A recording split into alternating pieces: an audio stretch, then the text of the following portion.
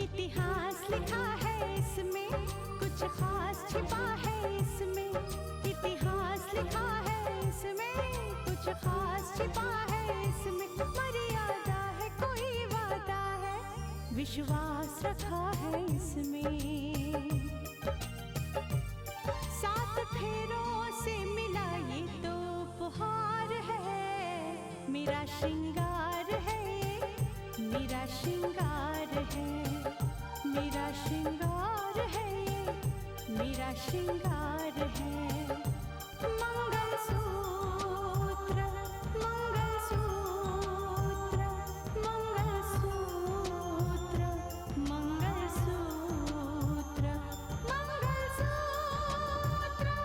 मंगलसूत्र, मंगलसूत्र,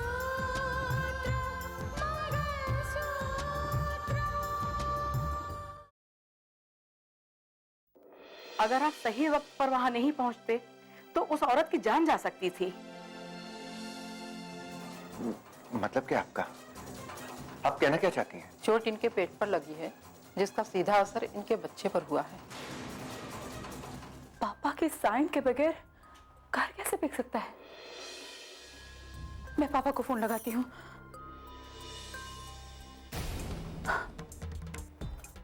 हो सकता है पापा अपने गद्दार भाई को खुश करने के लिए कुछ भी कर सकते,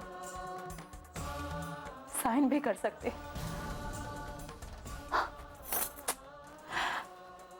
पर पापा को अंदाजा नहीं है कि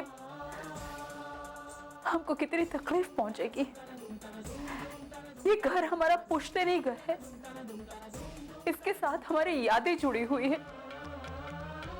कितनी खुशियां, कितने गम हमने उस घर में बिताए हैं। एक एक ईंट हमने कितने प्यार से रखी है। और पापा,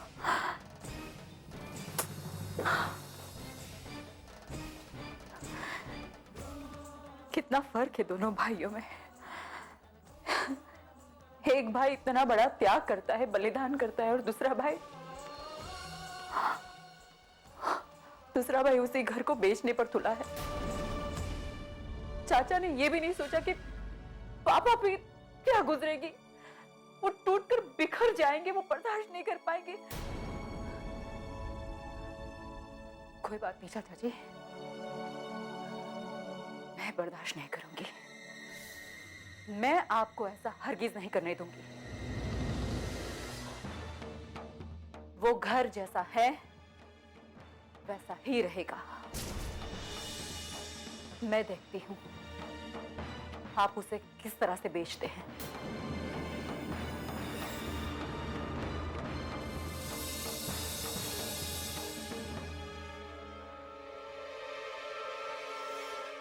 वकील साहब, मैं रितिका बोल रही हूँ।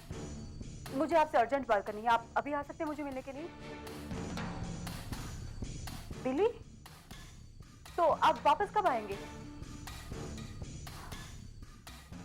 जी, ये बात तो जग जाहिर हो चुकी है कि मेरे चाचा ने मेरे पापा के साथ चीटिंग की है। सारी की सारी प्रॉपर्टी हथिया ली है उन्होंने। वकील साहब, मुझे वो सारी प्रॉपर्टी वापस चाहिए, किसी भी हालत में। जी हाँ वकील साहब, मेरे पास पूरे सबूत हैं कि मेरे चाचा ने ही मेरे पापा के साथ चीटिंग की है, धोखाधड़ी की है। मुझे कुछ नहीं सुनना है, मुझे बस वो प्रॉपर्टी वापस चाहिए, किसी भी हालत में। आप कोर्ट जाने की तैयारी करिए। इस केस से जुड़े हुए जितने भी डॉक्यूमेंट्स हैं मैं आपके ऑफिस तक पहुंचा दी। ठीक है?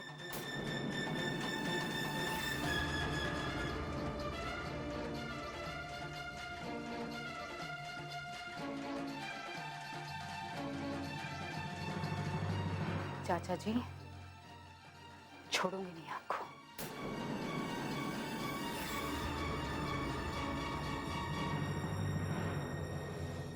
अरे बहू, जी पापा जी। कहीं जा रही हो? हाँ, वकील से मिलने जा रही हूँ। अरे भाई सुजाता, भाई ये अरे सर धीरे बोलो ना, बच्ची सो रही है, अभी कच्ची नींद है, उठ जाएगी। सॉरी, वो बच्ची का ध्यान ही नहीं रहा। हमें उसे डिस्टर्ब नहीं करना चाहिए। ये बहू किसी वकील को मिलने जा रही है इतने गुस्से में? चुप, क्या बात क्या है? क्या हो गया? तो क्या करूं पापा जी, आप ही बताइए। सूर्या चाचा ने घर बेच दिया, उसी के सिलसिले में वकील से मिलने जा रहे हैं। क्या घर बेच दिया? सूर्या ऐसे कैसे घर बेच सकता है? अरे वो गद्दार कुछ भी कर सकता है। मगर समधी जी के साइन के बिना कैसे घर बिक सकता है? मम्मी जी, जब इंसान बेईमान हो ना तो रास्ते अपने आप मिल जाते हैं उसे। हो सकता है कि बिल्डर और सूर्या चाचा ने मिलकर कोई 420 की हो, पेपर्स पर साइन करवा लिए हो, या फिर जाली दस्तखत किए हो, कुछ भी हो सकता है ना। बहू कोई ऐसा तो नहीं कि तुम किसी धोखे में हो? क्या मतलब? हो सकता है समधी जी ने तुम लोगों को कुछ बताया ही ना हो। देखो बहू, जज साहब के मिजाज का कोई भरोसा नहीं। वो अपने भाई के लिए श्रीराम भी हो सकते हैं और दानवीर कर्ण भी। तुमने तो सब कुछ करके देख लिया ना, लेकिन कुछ नहीं बदला ना। अब तुमने सब कुछ करके देख लिया ना, कुछ भी हासिल नहीं। देखो मैं तो कहता हूं कि जज साहब का मुंह अपने भाई से जाएगा नहीं, और तुम्हारा जो एफर्ट है वो बिल्कुल बेकार जाएगा।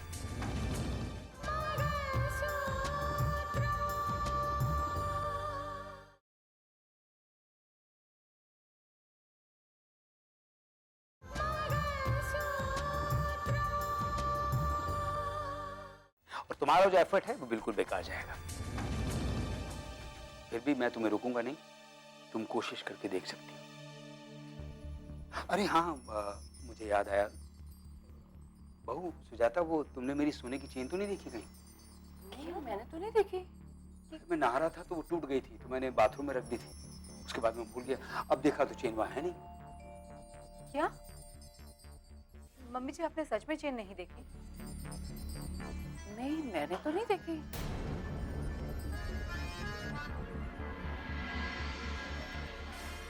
तो फिर आपने राधा से पूछा? अरे उस बेचारी से क्या पूछना है, वो क्या जाने इस बारे में। क्यों लेकिन मम्मी जी, हमें उससे पूछना तो चाहिए ना। हाँ सुजाता, बहू बिल्कुल ठीक कह रही। तो राधा का नाम सुनते ही तुम्हारे दिल में उसके लिए इतना दर्द क्यों जाग जाता है? अरे वो बेचारी लाचार है, मगर चोर नहीं हो सकती। अच्छा बहू, तुम उससे मत पूछना, मैं खुद पूछ लूंगी। ये क्या बात हुई मम्मी जी? मैं क्यों नहीं पूछूंगी? और वैसे भी घर में हम सब लोगों के सिवा बाहर का कोई नहीं आया है, तो उसे पूछना तो पड़ेगा ना कि चैन कहाँ गई। देखो, तुम अगर उससे पूछ रही हो तो पूछ लेना, लेकिन व्यवहार अच्छा करना। तो भाई कैसा व्यवहार करना चाहिए उसे? क्या आरती उतारनी चाहिए राधा की? अरे तुम उस पर इतनी मेहरबान क्यों हो रही?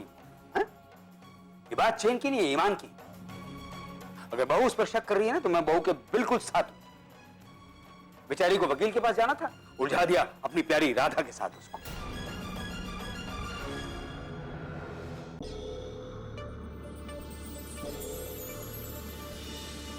राधा, पापा की सोने की चेन बाथरूम से गायब, तुमने देखी? नहीं दीदी, मैंने नहीं देखी। मम्मी जी ने सोने की चेन नहीं देखी, तुमने नहीं देखी, तो किसने देखी? दीदी मुझे क्या पता, और आप मुझ पे ऐसे शक क्यों कर रहे हैं? ये क्या बात हुई? घर में सारे तो लोग रहते हैं, तुम साफ सफाई करती हो, अगर तुम्हें नहीं पता होगा तो किसे पता होगा? दीदी आप हमेशा मुझ पे शक बंद, चुप। ये रोने का नाटक मेरे आगे मत करो, मैं मम्मी जी नहीं हूँ, समझी? अगर आप मुझ पे ऐसे शक करती रही तो मैं गांव चले जाऊंगी। गाँव जाने की धमकी मुझे मत देना, जब तक चेन नहीं मिलती तुम कहीं कहीं नहीं जाओगी, समझी? जाओ ढूंढो, जाओ अभी के अभी।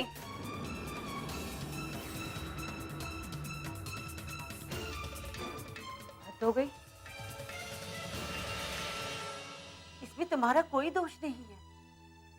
माया, ममता, सहानुभूति, ये सब तो नारी के जेवर है। और चाची होकर तुमने जो कुछ भी किया स्नेहा के लिए, इसके लिए तुम सम्मान के हकदार हो। लेकिन पता नहीं स्नेहा किस मिट्टी की बनी है, मुझे तो शर्म आती है उसकी माँ कहलाने की। दीदी, नेहा कितनी बदल गई है, कितनी खुदगर्ज, बेईमान हो गई है वो। जज साहब ने उस पर दया दिखाई, लॉकअप से बाहर आते ही उसने उन्हीं को डस लिया। और दोनों ने मिलकर जज साहब के पवित्र घर को बेच दिया।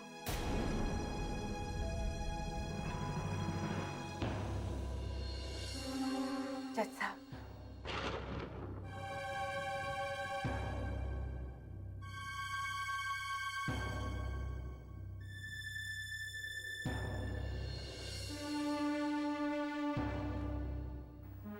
जज साहब, कुछ सुना आपने? क्या? लेकिन फिर भी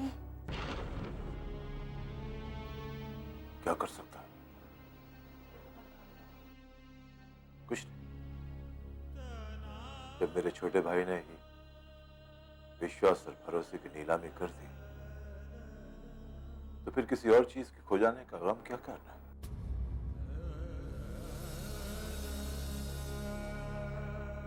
मेरा घर बिक गया, उसकी मुझे चिंता नहीं, लेकिन वो सिर्फ एक घर नहीं था, वो मंदिर था मेरा,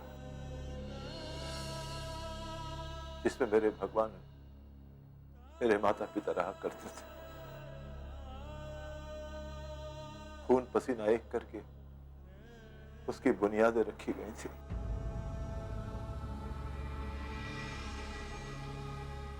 सब कुछ था उस घर में मेरा, मेरी यादें, मेरी शारदा का प्यार, मेरे बच्चों का स्नेह, सब कुछ बेच दिया सूर्या ने।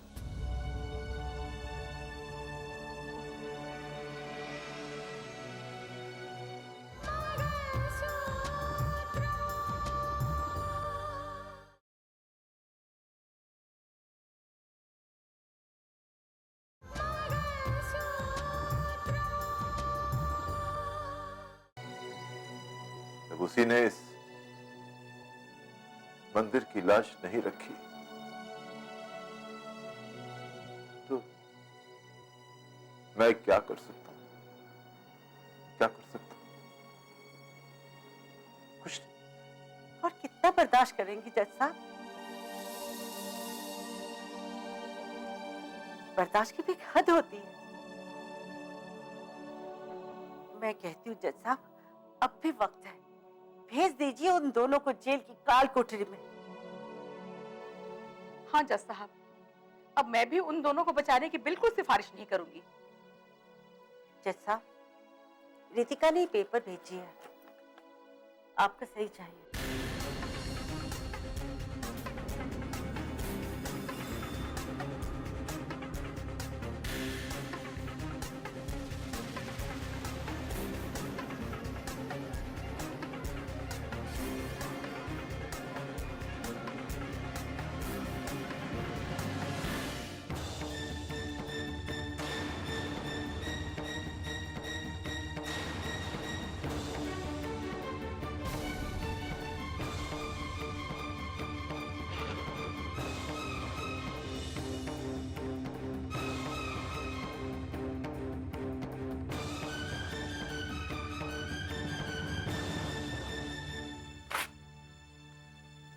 ये क्या कर रहे हैं जज साहब आप?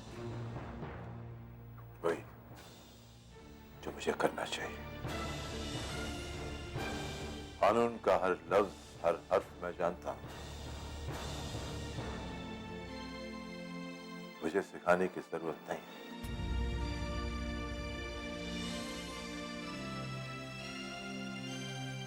मेरा वो घर बिकेगा नहीं,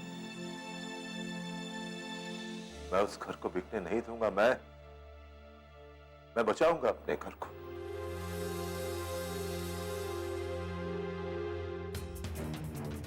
सूर्या की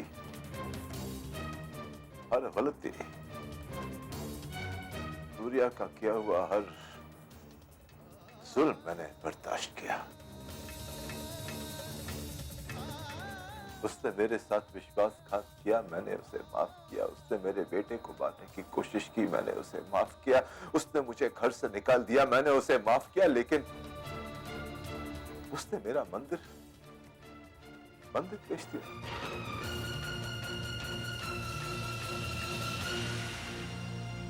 इसके लिए उसे माफी नहीं मिलेगी।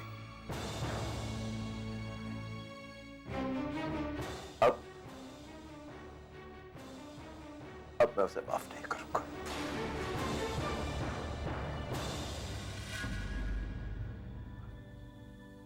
इस तरह से दवाई वक्त से लेती रहोगी ना तो देखना बहुत जल्दी ठीक हो जाओगी और शरीर में ताकत भी आएगी। अच्छा ठीक है, मैं चलता हूँ, अब टाइम हो गया है, मुझे बिल्डर से मिलने जाना है। क्यों? भाई उसने केवल एडवांस दिया था, बाकी रकम देने के लिए आज बुलाया है। रुको, मैं अभी आती हूँ। अब कहाँ जा रही हो? एक मिनट। अरे स्नेहा,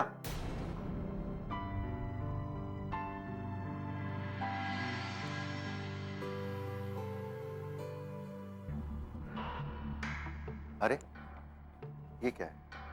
रख लो इसे। लेकिन ये गन तो खराब है। फिर भी रख लो सूर्या। अरे भाई इसकी कोई जरूरत नहीं है, एक्चुअली आज केवल पैसे देने के लिए बुलाया है बस। है?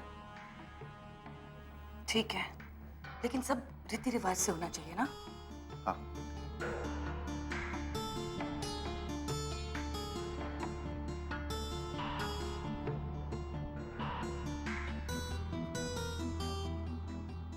ओह देर हो रही है बस। है? मिलता हूँ।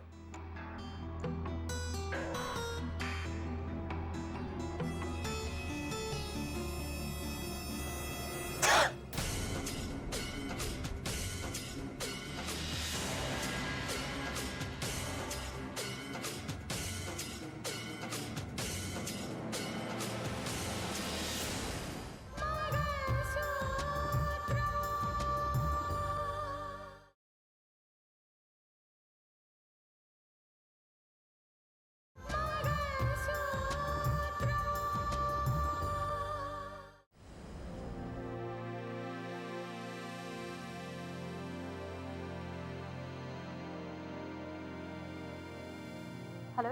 कैसी हो बेटी? मैं ठीक हूँ, आप बताइए आप कैसे हैं? मैं अच्छी हूँ बेटी, ईश्वर की कृपा से सब बहुत अच्छा चल रहा है। जब से गांव आए हैं यहाँ की हवा ही बदल गई है।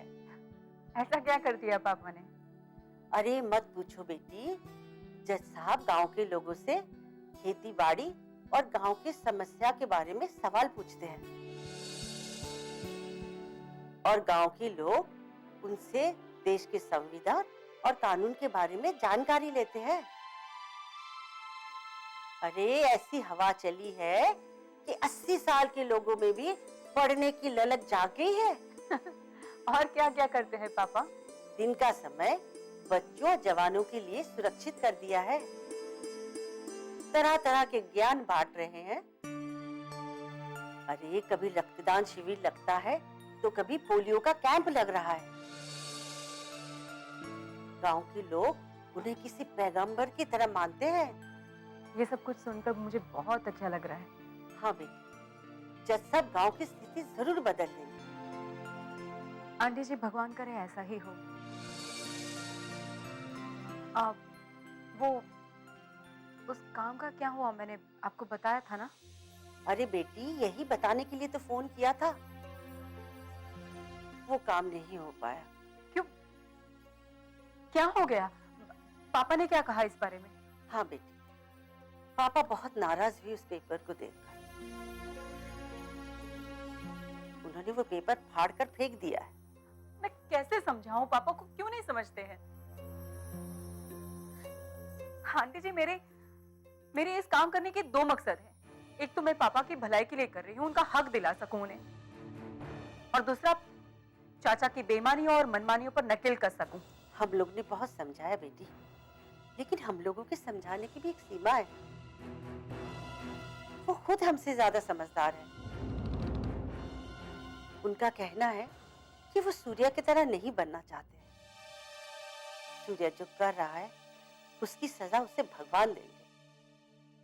और हाँ बेटी, वो तुम पर भी बहुत नाराज हुई। लेकिन आंटी मैं पापा की इस बात से बिल्कुल सहमत नहीं हूँ।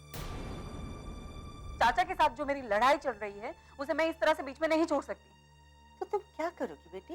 लगता है मुझे पापा से मिलने गांव आना पड़ेगा। ये तो और भी अच्छा है। कब आ रही हो बेटी? सोचकर बता दूंगी। जैसे ही प्रोग्राम बनेगा मैं आपको फोन करके बता दूंगी। अभी फोन रख दी। अच्छा बेटी, नमस्ते। नमस्ते।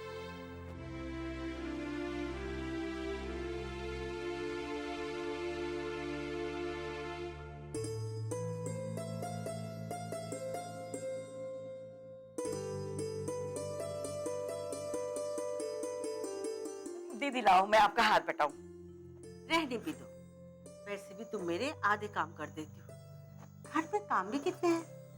अरे इतना थोड़ा मैं काम नहीं करूंगी तो बीमार नहीं पड़ जाऊंगी। लेकिन दीदी आप काम करते रहो और मैं बैठ के देखती रहूं, ये अच्छा लगता है क्या? लाइए मुझे दीजिए। अंजना, तुम बहुत जिद्दी हो। दीदी जिद्दी कहलवा कर आपकी सेवा का मौका मिले तो ये मेरे लिए सौभाग्य की बात है। पूरे गांव में एक आप ही तो हो जिसके साथ में अपना खाली समय बांटती हूँ। और सुख दुख भी। यही तो अपनापन है दीदी। श्रीधर कहाँ है? आज सुबह ही निकले हैं जज साहब के साथ, अभी तक वापस नहीं आए। और सुना है जज साहब ने शहर से डॉक्टर्स को भी बुलाया है।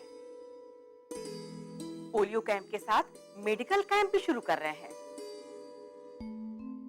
गांव वालों का भी कहना ठीक है। जज साहब इस गांव में जागरूकता फैला रहे हैं, वही क्या कम है। हाँ अंजना, तुम ठीक कह रही हो। दीदी ये इंसान नहीं मसीहा है। मैं इन्हें ही गलत समझ रही थी। शर्म आती है मुझे अपनी सोच पर। वो इंसान जो अपने गमों को भुलाकर दूसरों की फिक्र में मग्न हो जाते हैं, उसी को मसीहा कहते हैं। और जज साहब उन्हीं में से एक है। आप ठीक कहती हो दीदी।